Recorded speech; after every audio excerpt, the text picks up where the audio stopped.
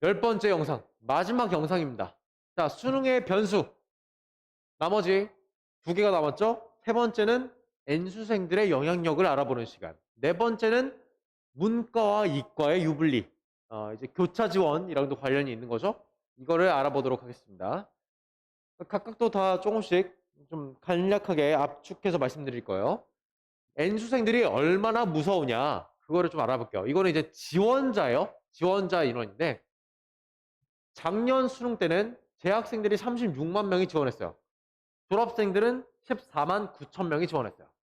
그리고 올해는 재학생들이, 우리 고3들이 35만 명 지원했어요. 10,000명 줄었죠? 근데 졸업생들은 늘어났죠.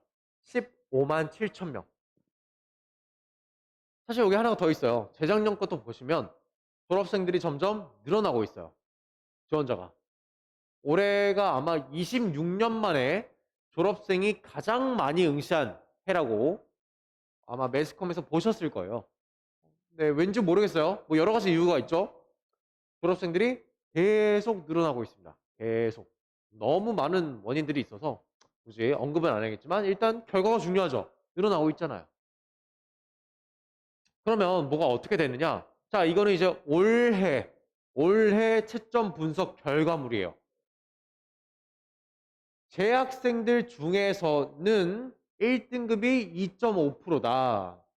졸업생들 중에서는 8.2%가 1등급을 받았다. 뭐 이런 식으로 통계가 나온 건데, 이거를 조금 더 쉽게 말씀드리면, 이거 숫자 계산을 이 앞에 있는 수치에 넣어서 올려보면 무슨 결과가 나오냐? 이것도 간략하게 말씀드리면, 전체 1등급 인원 중에서 절반이 졸업생입니다. N수생들. 그리고 전체 2등급 받은 학생들 중에서 또 절반이 N수생이에요. 절반보다 좀 더 많아요, 사실은. 그러면 무슨 일이 벌어지느냐? 혹시 이런 말씀 좀 들어보셨나요? 수능을 보면 원래 등급이 떨어진다. 수능만 보면 애들이 등급이 떨어진다. 이런 얘기 들어봤을 거예요. 원래 1등급이면 2등급 받고 2등급이었으면 3등급 받고 떨어진다. 근데 그 이유가 뭘까요? 실제로 수능을 망쳐서 그럴까요? 고3들이라서 실제로 수능장에서 너무 떨어서 경험치가 부족해서 시험 성적이 정말 떨어져서 안 나오는 걸까요? 아니에요. 아니에요. 성적이 떨어지지 않아요. 등수가 밀려서 100분위가 떨어지는 거예요. 성적이 떨어진다라는 건 올바른 표현이 아니에요. 뭐 누군가는 떨어질 수 있긴 하지만 통계적으로 좀 더 정확하게 말씀드릴게요. 하나 예시를 들어보죠. 제가 조금 방향을 다시 조정할게요.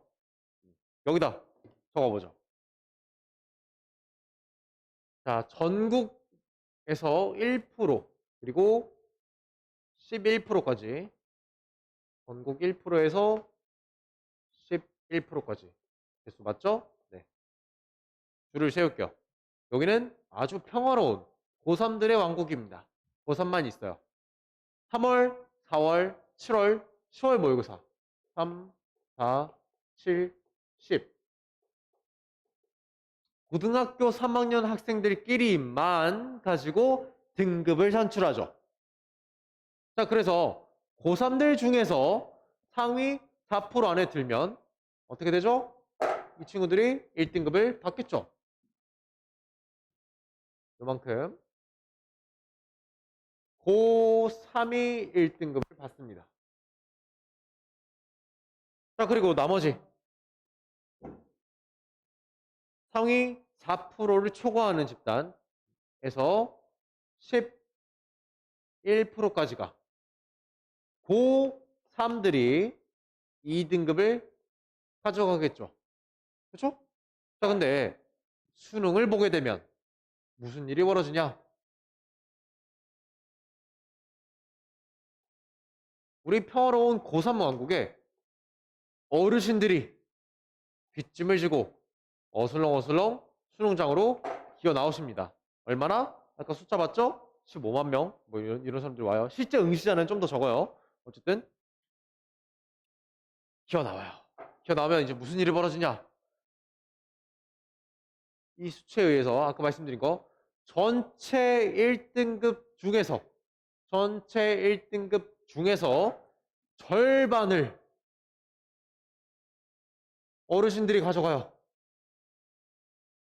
N수생들이 1등급을 가져갑니다. 그러면 우리 불쌍한 고3들은 어떡하죠? 어쩔 수 없죠. 맨 위에 있던 상위 2%까지만 살아남아서 수능 때도 1등급을 받게 되죠. 자, 근데 여기서 멈추지 않고 2등급도 침범을 당하죠. 과반수가, 전체 2등급의 과반수가 N수생입니다. N수생들이 2등급을 가져가요. 자, 그럼 이 밑에 이제 세 자리 남았어요. 세 자리. 누가 가져가죠? 고3들? 그래, 고3이 가져가는데 얘가 아니고 얘가 먼저 가져가야죠. 기존의 1등급이었던 우리 1등급 출신 고3들이 영광스러운 1등급의 자리에서 물러나 2등급을 받게 되죠. 이제 자리가 하나 남았습니다. 누가 가져가요? 고3 2등급의 정점, 2등급 중에 1등, 이 친구만이 수능 때 2등급을 무사히 받아내고 나머지 이 6명이라고 할게요. 얘는 어디 가요? 3등급으로 밀려나야 되죠. 이게 밑에 구간도 이제 쭉 이어지겠죠. 그게 이 자료가 의미하는 바입니다. 그래서 실제로 이제 한 서성한 이상의 대학을 조사를 해보면 정시에서 합격한 인원들의 압도적인 과반수가 N수생 출신이에요. 재작년 자료를 기억하는데 한양대 같은 경우 전체 입학생들 중에 정시로 한양대에 입학한 학생들 중에 80%가 N수생이었어요. 나머지 20%만 고3이었고 그 위도 심하겠죠? 그렇죠? 그래요. 그러니까 정시로는 대학 가기가 만만치 않아요. 어르신들을 이겨야 돼요. 자, 이것 때문에 수능을 보면 등수가 밀려나는 거고 등급이 떨어지는 겁니다.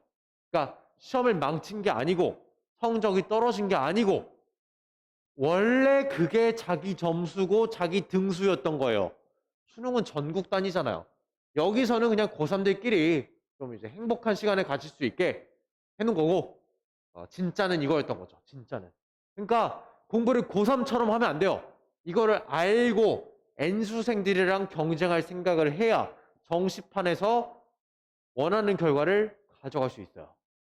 그러니까 정시로 가야겠다고 마음을 먹었다면 당신은 이제 재수생인 겁니다. 재수생처럼 공부를 해야 재수할 거 고3 만에 끝내고 참수할 거 재수 만에 끝나요. 뭐 이렇게 말씀드려도 그렇게 열심히 할 사람이 많지는 않다는 걸 알고 있어요. 저도 그랬어요. 고등학교 2학년 때 이미 정시 파이터였지만 그렇게 열심히 살지 않았던 것 같아요. 그래도 저는 사실을 알려드렸습니다. 누군가는 꼭 마음이, 태도가 좀 바뀌시기를 기원하면서 다음 순서로 가죠.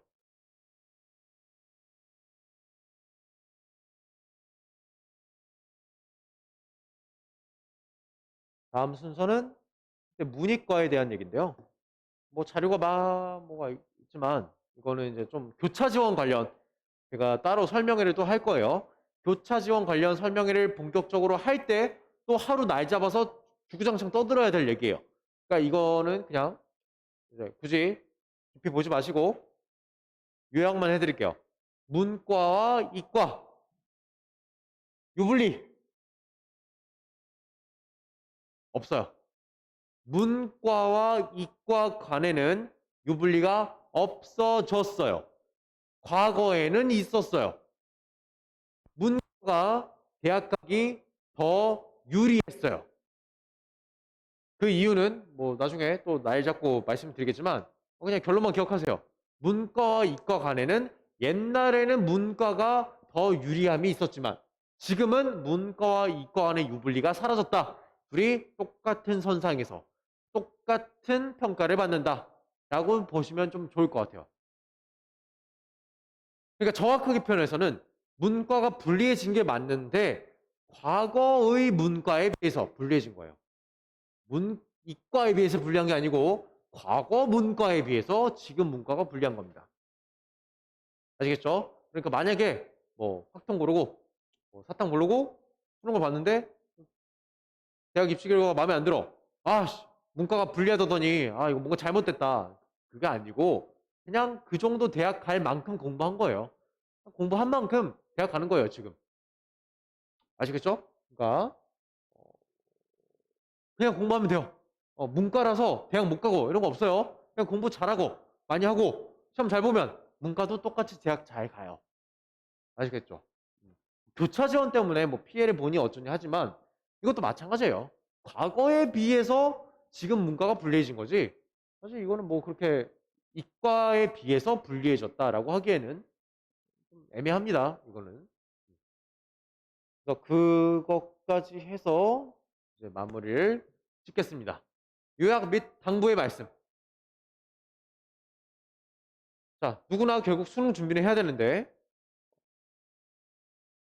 시기와 비중의 차이가 있을 뿐입니다. 시기와 비중의 차이. 근데 이제 수능을 공부할 때는 항상 N수생들, 우리 눈에 보이지 않는 N수생들이 진정한 경쟁자임을 인지하고 공부를 하시기 바랍니다. 아까 말씀드린 거죠? 수시와 정시는 출발선이 달라요. 수시를 준비하다가 정시로 돌리면 처음부터 정시로 쭉 가던 사람들 내지는 N수를 하고 있는 사람들을 이기기가 어렵겠죠. 투자한 시간이 다른데. 그렇기 때문에 선택을 하루빨리 신중히 고민을 해서 하루빨리 고민을 해야 됩니다. 선택을 해야 돼요. 선택을. 내가 어느 선택지를 골라야 될지, 어느 길을 가야 될지 빨리 정하셔야 됩니다. 그냥 하다 보면 되겠지. 안 돼요. 하다 보면 수험 생활이 길어집니다. 생각을 꼭 신중하게 해주시기 바라겠습니다. 그러면 설명회는 여기까지 해서 다음부터 마치도록 하고 아울러서 공지 하나 드립니다. 제가 입시 관련 수업을 아마 무료로 정기적으로 제 욕심은 한 달에 한 번씩은 하고 싶은데 상황에 따라 좀 달라질 수도 있어요. 어쨌든 최대한 한 달에 한 번 정도씩 어머님들 아버님들을 모셔놓고 제가 입시 관련 수업을 진행해 드릴 생각을 하고 있어요. 각 시기에 맞는 토픽을 하나씩 잡아서 오늘처럼 이렇게 여러 가지를 슈르륵 얘기하는 게 아니라 하나씩 토픽을 잡아서 토픽 공지도 해드리고 신청을 하셔서 와서 수업을 들으실 수 있도록 너무 길어지지 않게 1시간 정도 안으로 끝날 수 있도록 해서 수업을 한번 진행해 드려볼까 생각하고 있어요.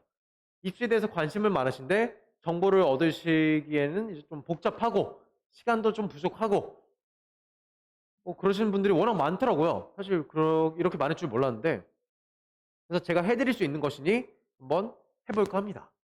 그냥 1년짜리 프로젝트로 끝나는 게 아니고 매년 발전을 거듭하면서 매년 이어질 수 있도록 한번 진행을 해보도록 하겠습니다. 추후에 이제 1원 학원 아니면 분당 1원 학원 검색하시면 제 블로그가 나옵니다. 1원 학원 이제 지도에 표시가 되고 그걸 누르시면 블로그가 표시가 돼요. 그러면 제 블로그에 들어가시면 각종 이제 제 글들이 나와요. 뭐 칼럼이라던가 입시 뉴스라던가 통계 자료라던가 여러 가지를 제가 올려놨습니다. 제 학생들의 뭐 성적표라던가 수업 후기 그런 것도 올라오고 그리고 결정적으로 이런 설명회가 됐든 이제 신규생 모집 그런 안내가 됐든 그런 공지사항들이 블로그를 통해서도 공지가 될 예정이 오니 블로그를 자주 들여다봐 주시기 바라겠습니다. 감사합니다.